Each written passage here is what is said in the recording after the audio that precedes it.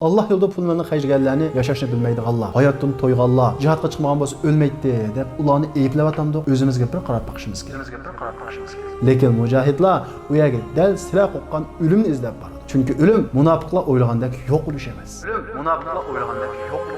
Peygamberimiz Muhammed aleyhisselam Uhud urushidan nəhayət ağır facia bilan qaytgandan keyin shu kuni kech navbatdagi vaziyat haqida o'ylanib bir kecha uxlamay tong otdi. Chunki Makka mushriklarning urushdagi ustunlikdan to'liq foydalanmay pushaymon qilib qayta Madinaga bostirib kirish ehtimoli bor edi. Peygamberimiz Muhammed aleyhisselam oxiri ular qayta bostirib kirishdan ilgari qo'g'lab zarb berish harakati olib berishni qaror qiladi va tong etishi bilan sahobalarning hammasini qayta to'planishga buyurdi. Sahobalar jarohatlarini tangan holda Peygamberimiz Muhammed aleyhisselamning chaqirig'iga ovoz qo'shib darhol to'plandi. Peygamberimiz Muhammed aleyhisselam faqat Uhud urushiga qatnashganlar qatnasin deb boshqalarni qatnashdan cheklaydi. Peygamberimiz Muhammed aleyhisselam sahobalarni ergashtirib, mushriklarning keynidan qo'g'lab yo'lga chiqadi va Madinadan 15 kilometr yiroqlikdagi Hamraul Asad degan yerga kelgan vaqtida qo'shin bargohini mushaga tiklaydi. Mushu vaqtda Peygamberimiz Muhammed aleyhisselamning yoniga Xuzoa qabilasining cho'nglaridan birisi, ya'ni Ma'bad ismli bir kishi o'zining Peygamberimiz Muhammed aleyhisselam va islom haqida anglab musulmon bo'lganligini Peygamberimizga aytadi. Peygamberimiz Muhammed aleyhisselam Xuzoa qabilasining cho'nglarining musulmon bo'lganligidan nəhayət xursand bo'ladi. Ma'bad Peygamberimiz Muhammed aleyhisselamga "Ey Allohning elchisi, men qildigan ish bormi?" deydi.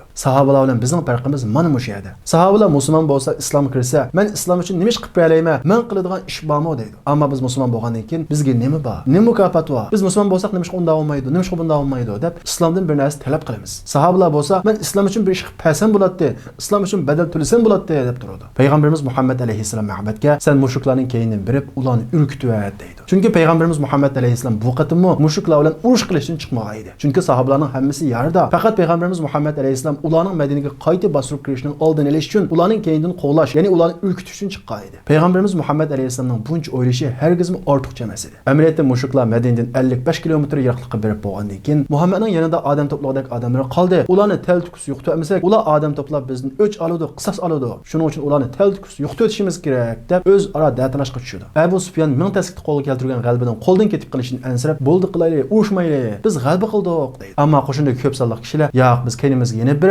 ularni taltikus yo'qotishimiz kerak. Bo'lmasa bizni o'ch oladi" deydi. Abu Sufyan o'zining fikri yolg'iz qog'achqa ko'p sonli mushriklarning talabi bilan Madinaga qayta urush etishga majbur bo'ladi. Ular Madinaga qarab yo'lga chiqib tayyorlanayotgan vaqtida Ma'bad degan sahobiy yetib keladi. Abu Sufyan uningdan yo'lning ahvolini egallash uchun yo'lda biror g'ayri ahvolni his qildingmi deydi. Ma'bad "Ha, ko'rdim. Muhammad va uning hamrohlari noat zo'r qo'shin bilan mushtarab qarab kelyotdi. Ularning ko'zlaridan qisos o'tiri yenib turadi. Men undaq hayvatlik va zo'r qo'shinni ko'rmagan edim" deydi. Abu Sufyan bu gapni anglab noat chuchuydi. Madinaga qayta hujum qilamiz deb darvon solgan mushriklarning irodasi bo'shab qo'rqinch bosadi. Ular qayta maslahatlanish orqali qulimiz gap bo'lgan g'alb bilan Makkaga sog'-salomat qaytaylik deb qaror qilishdi. Abu Sufyan va payg'ambarimiz Muhammad alayhisalomga siyosiy urush qo'zg'ash uchun yeniga tushgan karvonlarning qashig'iga berib, "Mening bir omonatim bor, Muhammadga yetkazib qo'yamsizlar. Agar yetkazib qo'ysanglar, sizlar Makkaga borgan vaqtida men sizlarni nurg'ulg'an quruq izim bilan mukofotlayman" deydi. Karvondagi kishilar "Bo'ladi, yetkazib qo'yaylik" deydi. Abu Sufyan oldinlardan Muhammad va uning hamrohlari mushtarab qarab kelyotibdi. Ular bilan uchrashib, "Sizlar Muhammadga Abu Sufyan va uning hamrohlari noit zo'r qo'shin bilan Madina qarab kelyotibdi deb qo'ysanglar" deydi. Karvondagi kishilar "Bo'ladi, deb qo'yaylik" deydi. Shunda qilib Abu Sufyan va qo'shini Makka ga qarab yo'l oladi. Karvondagi kishilar payg'ambarimiz Muhammad alayhisalom tushgan yerga kelib, Abu Sufyan o'rgatgani bo'yicha Abu Sufyan va uning qo'shini Madina qarab hayvon kelyotdi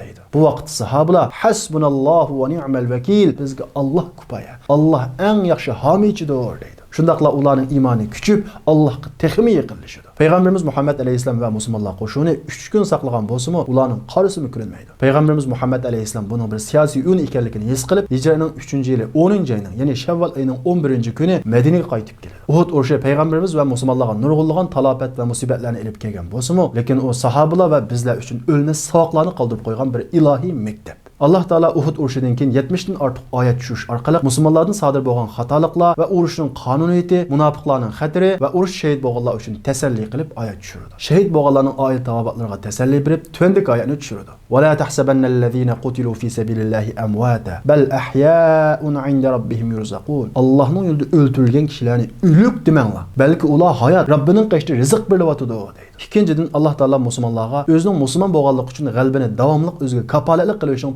to'g'ri emas ekanligi va bu mag'lubiyatning sababiga o'zi sababchi ekanligini bayon qilib, tuandagi oyatni tushirdi. Avalamma asobatkum musibatun qad asabatum mithlayha. Sizlarga bu Uhud urushida musibat yetgan bo'lsa, uning o'xshash musibat Badr urushida mushriklarga yetgan. Ya'ni Uhud urushida sizlardan 70 kishi shahid bo'lgan bo'lsa, Badr urushida sizlar kofirlardan 70 kishini o'ldirgan va 70 kishini asir olgan edinglar. Qultum anna hada. Bu musibat bizga nima uchun keladi? Biz Allohga ishongan tursak, nima uchun Alloh bizga yordam qilmaydi? Dedinglar. Qul va min indi anfusikum. Ey Muhammad, ularga aytingki, u sizlarning xatoliginglar sababli bo'ldi. Qo'mondoninglar bo'lgan payg'ambaringlarning buyrug'iga bo'ysunmay, tog'dan tushib ketganliginglar uchun bu musibat shu tufayli bo'ldi. Deyish orqali musulmon bo'lsalar qonuniyatga amal qilmasimi, g'alaba qilamiz deyishning xato ekanligini o'tirib qo'ydi. Ya'ni Alloh ishonishlar birga urushning qonuniyatiga, qo'mondonning buyrug'iga chuqur amal qilishni o'rgatdi. Bu oyat orqali biz bir narsani tushunaymiz. U bo'lsa-mu Alloh taolo dunyoga bir qonuniyat o'rnatgan. Bu qonuniyat musulmon va kofirga o'xshash. Bu qonuniyatga kim amal qilsa, shu g'alaba qiladi. Musulmonlar amal qilsa, musulmonlar g'alaba qiladi. Kofirlar amal qilsa, kofirlar g'alaba qiladi. Agar musulmonlar biz degan musulmon Alloh bizga yordam beradi deb u qonuniyatga amal qilmasa,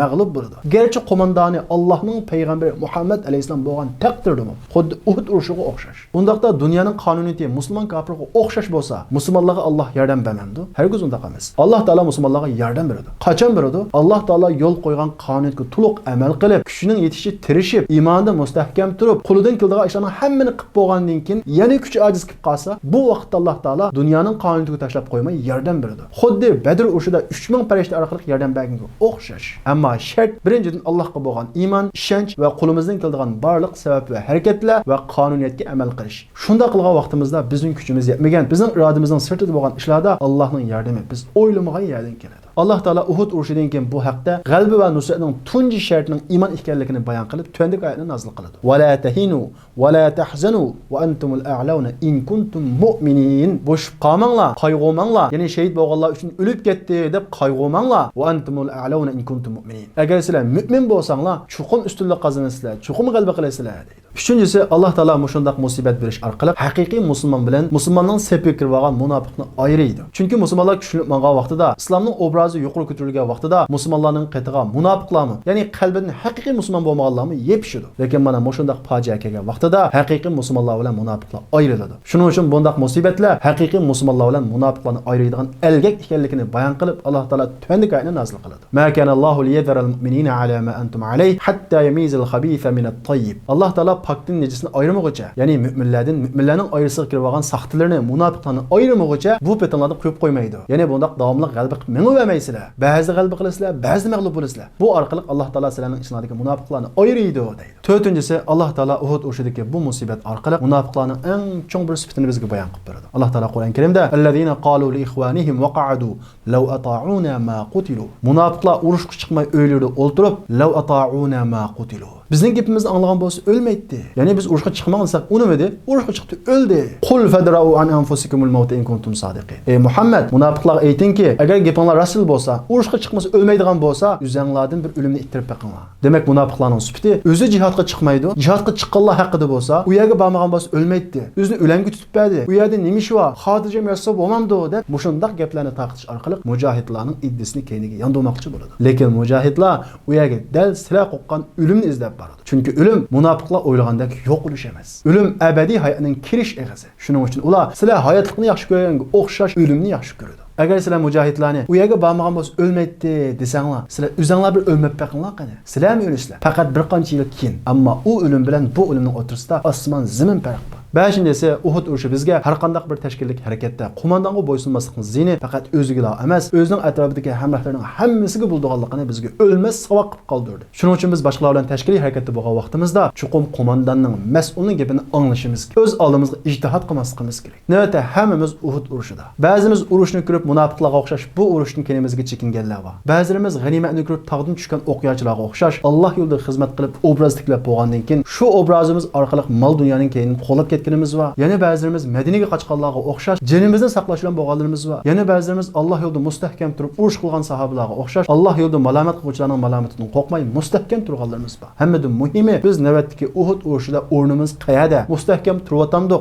yoki munofiq va yahudilarga o'xshash Alloh yo'lida kurash qilganlarni, Alloh yo'lida pullarni xajlaganlarni yashashni bilmaydiganlar, hayotdan to'yganlar, jihadga chiqmagan bo'lsa o'lmaydi deb ularni ayblab o'zimizga bir qarab boqishimiz kerak. Uhud urushidagi fojiadan keyin Madinadagi musulmonlarning siyosiy o'rni ig'ir daxliga uchraydi. Badr urushida qo'lga keltirgan g'oliblik o'rni tushidi. Bu ahvol iymoni ojiz kishilarni keyniga chekintirsa, u ustida jim yotgan Yahudiy va munofiqlarning xo'rligini o'stirib qo'ydi. Madinaning atrofidagi qaroqchilarga jon kirgizdi. Har tarafdan musulmonlarga qarshi harakatlar bosh ko'tarishga boshlaydi. Tunji bo'lib payg'ambarimiz Muhammad alayhisalom va musulmonlarga qarshi Asad jamiyati isyon ko'tarishni planlaydi. Bu xabar payg'ambarimiz Muhammad alayhisalomga istixborot a'zolari tomonidan yetib keladi. Payg'ambarimiz Muhammad alayhisalom jiddiy qo'shin hazırlab Abu Salamani qo'mondon qilib ularga avatadi. Abu Salama qo'shin bilan Asad jamiyatiga berib ularni ujuqtiradi. Abu Salama Uhud urushida ig'ir yaralangan edi. Shundaqdir bu urushga qo'mondon bo'lib chiqqan edi. Lekin bu urushdan qaytib Uhud urushida yaralangan yarasi ig'irlashib vafot topadi. Hijratning 4-yili 1-oyida Xolid ibn Huzali ismli bir mushrikning musulmonlarga qarshi qo'shin to'playotganligi xabari payg'ambarimiz Muhammad alayhisalomga yetib keladi. Payg'ambarimiz Muhammad alayhisalom Abdullah ibn Unaysni Xolid ibn Huzalining ujuq tuvatishga avatadi. Abdullah ibn Unays maxfiy holda berib isyonchilarning boshlig'i bo'lgan Xolid ibn Huzalni o'ldirib o'tadi. Shundan ularni besqib qoladi. Hijratning 4-yili 2-oyda, ya'ni Safar oyida Uzal va Qara qabilasining bir to'p o'mak payg'ambarimiz Muhammad alayhisalomning yoniga keladi va o'zining musulmon bo'lganligini, islomni o'rganadigan odamga ehtiyoji borligini aytadi. Payg'ambarimiz Muhammad alayhisalom olim sahobalardan 10 nafarni ular qo'shib qo'ydi. Ular yarim yo'lga kelgan vaqtida sahobalarga tuyuqsiz hujum qilib, 10 nafar olim sahobadan 7 ni shahid qilib o'tadi. 3 nafari qochib tog'ning ustiga chiqib oladi. Ular xili uzoq tirkashgandan keyin, "Tushinglar, sizlarni o'ldirmaymiz" deb va'da qiladi. Bu sahobalar tushmayli deyishib, oxiri omonsiz holda tushadi. Ular pastga tushgan hamon mushriklar ularni bog'laydi. Bu 3 nafar sahoba bo'lsa, Xubayb, Zayd ibn Dasna va yana bir sahoba edi. Yana bir sahoba, "Sizlar bizga yolg'on aytdinglar, gapinglarda turmadinglar" deb mang'ul unamaydi. Mushriklar uni qilich urib, shu yerda shahid qilib o'tadi. Ikki sahobani, ya'ni Xubayb bilan Zayd ibn Dasnani bog'lab Makkaga akilib, Makka mushriklarga sotadi. Bu ikki sahoba Badr urushida nihoyat baturlik bilan urushib, mushriklarning cho'nglarini o'ldirgachga, Makka mushriklar ularni sotib olib, nihoyat qiyin qistoqqa oladi. Makka mushriklarning cho'nglari Xubaybni darg'as uchun Ka'baning yoniga olib keladi. Xubayb mushriklardan 2 rakat namoz o'qishni talab qiladi. Mushriklar uni bo'shtib, uniga yo'l qo'ydi. Xubayb yengil 2 rakat namoz o'qiydi va ularga agar sizlar meni o'limdan qo'rqdi deb qolmagan bo'lsanglar, uzunroq o'qigan bo'ladi deydi. Abu Sufyan uning qashig'iga kelib, agar seni qo'yib berib, sening o'rningda Muhammad bo'lishini orzu qilamsa, shunda bo'lsa qo'shilamsa deydi. Xubayb agar mening qo'yib berish badilimga payg'ambarimiz Muhammad alayhisalomning topanga bir tal tikanning kirishiga men rozi bo'lmayman deydi va tuandagi she'rni o'qiydi. Faqat iymon bilan kassamlar yo'qki parvoyim. Shahid bo'lib yiqilsam o'ngdan yoki so'ldan, Alloh yo'lida o'lirman agar u xolisa shaksiz. O'rin olg'ay bu qiynalgan vujudim bog'i rizvondan. Zayd ibn Dasnani Safvan ibn Umayya setib olib, Umayy ibn Xalabning qisos uchun o'ldirib o'tdi. Sahobalar Alloh yo'lidagi aziyatga mana mushunday yuzlanadi. Chunki ular o'limni yo'qolish yoki halokat deb qaramaydi. Alloh yo'lida o'lishni shahodat, ya'ni o'limdan keyingi eng yuqori bo'lgan hayot, ya'ni abadiy hayot deb qaraydi. Payg'ambarimiz Muhammad alayhisalom bu sahobalarning xabarini olgandan keyin nihoyat qayg'urdi. Bu voqea Raj'i quduqining endi yuz bergan bo'lib, shuning uchun bu tarixda Raj'i voqeasi deb ataladi. Mush oy ichida buningdan echinishlik bir voqea yuz berdi. U bo'lsa-mu arablar ichidagi neyzvozlar shohi deb nom olgan Amir ibn Malik payg'ambarimiz Muhammad alayhisalomning qashig'iga kelib, islom haqida so'raydi. Payg'ambarimiz Muhammad alayhisalom uning islomga kirishini umid qilib, unga islomni tushuntirdi. Amir ibn Malik payg'ambarimiz Muhammad alayhisalomdan islomni to'liq anglab bo'lgandan keyin hozircha to'xtab turganligini aytdi. Lekin payg'ambarimiz Muhammad alayhisalomga Najd tarafdagi kishilarning islomga bo'lgan qiziqishining yuqori ekanligini aytdi. Payg'ambarimiz Muhammad alayhisalom u yerga sahobalarning avatgisi bor ekanligi, lekin xotirjam bo'la olmayotganligini aytdi. Amir ibn Malik unda bo'lsa men sahobalarga men kepillik qilay, men homiyligimga olay deydi. Payg'ambarimiz Muhammad alayhisalom bo'ladi deb 70 nafar olim, qori sahobani Amir ibn Malikning kepilligiga berib Najd tarafga avatdi. Shunda qilib Amir ibn Malik 70 nafar sahoba bilan Najd tarafga qarab yo'lga chiqdi. Shunda qilib ular Amir qabilasiga yaqin bo'lgan Mauna degan joyga tushdi. Sahobalar payg'ambarimiz Muhammad alayhisalomning urlashtig'ini bo'yicha Amir qabilasining boshlig'i Amir ibn Tufaylga payg'ambarimiz Muhammad alayhisalomning xatini avatdi. Amir ibn Tufayl xatga qarab qo'ymasdan elchini keyniga neyz sanjib o'ldirdi. Neyza xatni olib kelgan Hiram ismli sahobaning keynidan kirib oldidan chiqdi. Hiram men arzuyimga yetdim degenicha shahid bo'ladi. Amir ibn Tufayl buning bilan bo'ldi qilmay qabilasini sahobalarni o'ldirishga kuch ko'rdi. Qabilaning boshqa oqsoqollari u sahobalarning Amir ibn Malikning himoyasi ostida ekanligini bilib, uning chaqirig'iga ovoz qo'shmaydi. Amir ibn Tufayl yana bo'ldi qilmay atrofdagi oymoqlarni kuch ko'rtib, bir qo'shin bilan Mauna degan joyga kelib sahobalarga hujum qilib, shiddatli urush bo'ladi. Sahobalar tayyorliqsiz bo'lg'achqa 70 sahobaning ichidan bir sahobadan boshqa hammasini o'ldirib o'tadi. U bir sahoba ig'ir yonib, o'liklar orasida hayot qoladi. U bo'lsa-mu Ka'b ibn Zayd edi. Shu atrofda qo'y boqayotgan sahobalardan birisi bo'lgan ahvolni o'qib, darhol payg'ambarimiz Muhammad alayhisalomga bu shun xabarni yetkazdi. Payg'ambarimiz Muhammad alayhisalom bu xabarni topshirib olgandan keyin payg'ambarimizga bu xabar nihoyat ig'ir keldi. Hatto Uhud urushidagi musibatdan ig'ir keldi. Chunki Uhud urushida 70 nafar sahoba baturach urush qilib shahid qilingan bo'lsa, bu qatim qaslab o'ldirilgan edi. Shuning uchun payg'ambarimiz Muhammad alayhisalom ularga nihoyat azoblanib 30 kun uzildirmay qunut o'qiydi. Ya'ni badduo qildi. Madinaning ichki vaziyati muqim bo'lmag'achqa payg'ambarimiz Muhammad alayhisalom bu sahabalarning qisosini olish uchun Amir ibn Tufayl qabilasiga hozircha urush ochmaydi. Chunki navbatda Madinaning ichki vaziyati qalaymaqon bo'lib, bundaq vaqtda sirtqi yurish qilish musulmonlarga ziyon olib keladi. Musulmonlarga keyni-keyindan har tarafdan kelgan bu musibatlar tufayli Madinadagi yahudiylarning xo'rik o'sishga boshlaydi. Munofiqlar bo'lsa musulmonlarga har tarafdan xanjar urgan mush paytda fursatdan foydalanib Makkadagi mushriklarga xat avatib, ular bilan payg'ambarimiz Muhammad alayhisolamga qarshi til biriktirib oladi. Payg'ambarimiz Muhammad alayhisolam atrofidagilarning qilgan xiyonatlarini bilib tursa-mu, noit tadbir bilan ehtiyotchilik bilan yo'l tutadi. Banu Nazir yahudiylar haddidan eshib, musulmonlar ozishayotgan mushu paytdan foydalanib, payg'ambarimiz Muhammad alayhisolamni qaslab o'ldirmoqchi bo'ladi va buning uchun maxsus plan tuzadi. Payg'ambarimiz Muhammad alayhisolam bir kuni sahobalar bilan birga yahudiylarning ustiga tushgan, ya'ni Banu Nazir yahudiylarning ustiga tushgan xun to'lamni elish uchun ularning yoniga keladi. Yahudiylar oldin planlagani bo'yicha payg'ambarimiz Muhammad alayhisolamni "Sizlar mushiya turib turibsizlar" deb payg'ambarimiz Muhammad alayhisolamni tamning to'yida saqlatib turg'izadi va tamning ustidan plani bo'yicha cho'ng toshdan birini tashlashga tayyor bo'ladi. Bu vaqtda Jibril alayhisolam payg'ambarimiz Muhammad alayhisolamga ahvolni xabar qilib qo'ydi. Payg'ambarimiz Muhammad alayhisolam darhol o'rnidan turguncha udul uyi qarab mangadi. Sahobalar nima bo'lganini bilmay qoladi. Birdamdan keyin sahobalar payg'ambarimiz Muhammad alayhisolamning keyiniga kelib, "Ey Rasululloh, nima bo'ldi?" deydi. Payg'ambarimiz Muhammad alayhisolam yahudiylarning planlagan planlarini birma-bir so'zlab berdi va Banu Nazir yahudiylar xat avatib 10 kun ichida tugiga atalaydigan narsalarning hammasini atib Madinadan chiqib ketsin. 10 kundan keyin Madinada har qanday bir Banu Nazir yahudiylar uchirtilsa, ujuqtiriladi deydi. Yahudiylar xatni topshirib olgandan keyin put qo'lini sirqirashga boshlaydi. Payg'ambarimiz Muhammad alayhisolamga suiqasd planlaganlikqa pushaymon qilishga boshlaydi. Ular amalsiz ko'chishga tayyorlanayotgan vaqtida munofiqlarning kattashi Abdullah ibn Ubay ular xat avatib, "Yurtinglardan chiqib ketmanglar. Sizlarni bu yerdan hech kim chiqarib o'tolmaydi. Mening 2000 chavandoz askarim bor. Men sizlar bilan birga Muhammad qarshi bir saf turaman" deydi. Buni anglagan yahudiylarning put qo'llariga jon kirib, payg'ambarimiz Muhammad alayhisolam va musulmonlar bilan urush qilishni qaror qiladi. Va payg'ambarimiz Muhammad alayhisolamga "Kuching bo'lsa, kel. Biz urush qilishga tayyor. Yurtimizni tashlab chiqib ketmaymiz" deydi. Bundaq vaqtda Banu Nazir yahudiylarga urush qilish boshqa dushmanlarga fursat yaratib beradi. Shundaqdimi payg'ambarimiz Muhammad alayhisolam navbatdagi musulmonlarga qarata shaxsiy va kollektiv shaklda qilinayotgan bu hujumlarga qarab turish texmi cho'ng oqibatlarni keltirib chiqaradi deb qarab Banu Nazir yahudiylarga qarshi urush qilishni qaror qiladi. Va sahobalarni jiddiy to'plab bayroqni Hazrat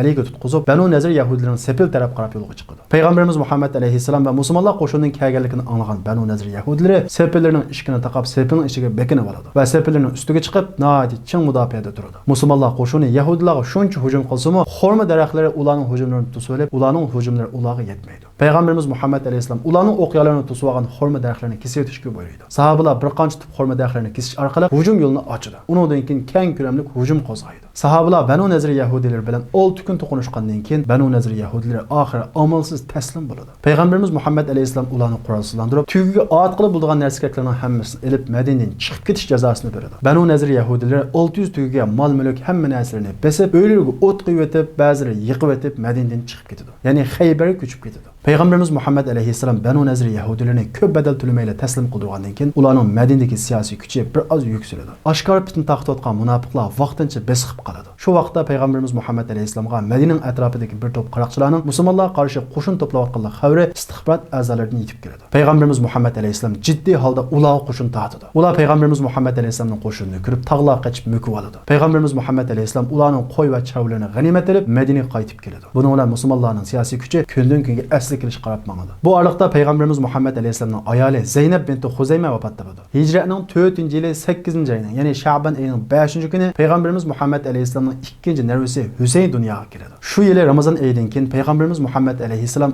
Ummu Salama bilan uylanadi. Ummu Salama nihoyat o'tkir fikrlik va chechan aqlli ayol edi. U Hazrat Oyshadan qasila payg'ambarimiz Muhammad alayhisolamdan eng ko'p hadis naql qilgan ayol sahoba. Payg'ambarimiz Muhammad alayhisolam nurg'ulgan ishlarni maslahat salmoqchi bo'lsa, Ummu Salamaga maslahat salatdi va ba'zi ishlarni Ummu Salamaning fikri bo'yicha qilardi. Ilgirki darsimizda bayon qilganimizdek, mushriklar musulmonlar bilan Uhud urushida filayli Badrda kurashimiz deb va'dalashgan edi. Payg'ambarimiz Muhammad alayhisolam va'dasi bo'yicha Hijratning 4-yili 8-oyda, ya'ni Sha'ban oyida 1500 kishilik qo'shin bilan Badr qarab yo'lga chiqadi. Mushriklar Abu Sufyonning boshchiligida 2000 kishilik qo'shin bilan Makkadan Badr qarab yo'lga chiqadi. Ammo Abu Sufyon Makkadan chiqqandan boshlab urushning oqibati haqida o'ylab nihoyat andish qiladi. U xuddi jazo maydoniga ilib mangan asrdek nihoyat zo'rlik bilan mangadi. Uning bu urushni faqat qilg'usi yo'q edi. Chunki Uhud urushida Aron tasdi qo'lga keltirgan g'albining qo'ldan ketib qolishidan nihoyat ansiraydi. U oxiri bulanmay qo'shiniga: "Ey xaloyiq, urush deganni mo'lchilik yillarida sutlarni ichib ruhli qilishimiz kerak edi. Bu yil qilishganda qahatchilik bo'ldi. Bundaq vaqtda urush qilish yaxshi emas edi. Agar xohlasanglar biz bu urushni qilmayli" deydi. Abu Sufyanning bu so'zi xayrikaliga pichoq urgandek nihoyat xo'sh yoqdi. Qo'shinning hammasi birdek: "Sen bizning cho'ngimiz, sen bizning qo'mondonimiz, biz sening gapingni anglaymiz" deydi. Shunda qilib mushuklar qo'shini bir kunlik musofadan Makka qaytib keladi. Ammo payg'ambarimiz Muhammad alayhisalom va sahobalar Badrga yetib keladi. Ular u yerda 8 kun turib, tijorat uchun elib olgan mollarini setib, nihoyat ko'p foyda oladi. Mushuklar kelmaydi. Ular oxiri Madinaga qaytib keladi. Shunda qilib bu urush, garchi urush bo'lmasa-mu, ikkinchi Badr urushi deb ataladi. Garchi bu qatim urush qilmagan bo'lsa-mu, payg'ambarimiz Muhammad alayhisalom va sahobalar sog' salomat qaytib kelgandan keyin musulmonlarning Madinadagi siyosiy o'rni yana ko'tarildi. Payg'ambarimiz Muhammad alayhisalom ikkinchi qatimliq Badrdan qaytib kelib, 6 oy o'tgandan keyin Dawmatul Jandal degan yerdagi qabila yo'ldan o'tgan kechganlarni bulab, talab, ushtoplab o'tibdi degan xabar payg'ambarimiz Muhammad alayhisalomga yetib keladi. Dawmatul Jandal Madinadan 15 kunlik musofa edi. Shundaqlar Dawmatul Jandaldan Shamga 15 kunlik musofa edi. Ya'ni Dawmatul Jandal Madina bilan Shamning o'ttirusida edi. Payg'ambarimiz Muhammad alayhisalom hijratning 5-yili 3-oyida 1000 kishilik qo'shin bilan Dawmatul Jandal qarab yo'lga chiqdi. Payg'ambarimiz Muhammad alayhisalom 15 kun yo'l yurib Dawmatul Jandalga yetib kelgan vaqtida u yerdagi bulanchi qabila payg'ambarimiz Muhammad alayhisalomning yetib kelganini anglab, taraf-tarafga tikib o'tdi. Payg'ambarimiz Muhammad alayhisalom ularning mol-javlarini g'animat olib Madinaga qaytib keladi va Dawmatul Jandaldan Madinaga bo'lgan orliqdagi barliq qabila va aymoqlar bilan tinchlik ahdnomasi tuzishib qaytdi. Demak, payg'ambarimiz Muhammad alayhisalom bu qatimqi Dawmatul Jandal qilgan safarida xili yag'ichilik tashqi vaziyatni muqimlashtirdi. Shunda qilib payg'ambarimiz Muhammad alayhisalom Madinaning ichi va sirtidagi isyonchilarning hammasini bostirib, aslidagi siyosiy kuchini qo'lga oladi.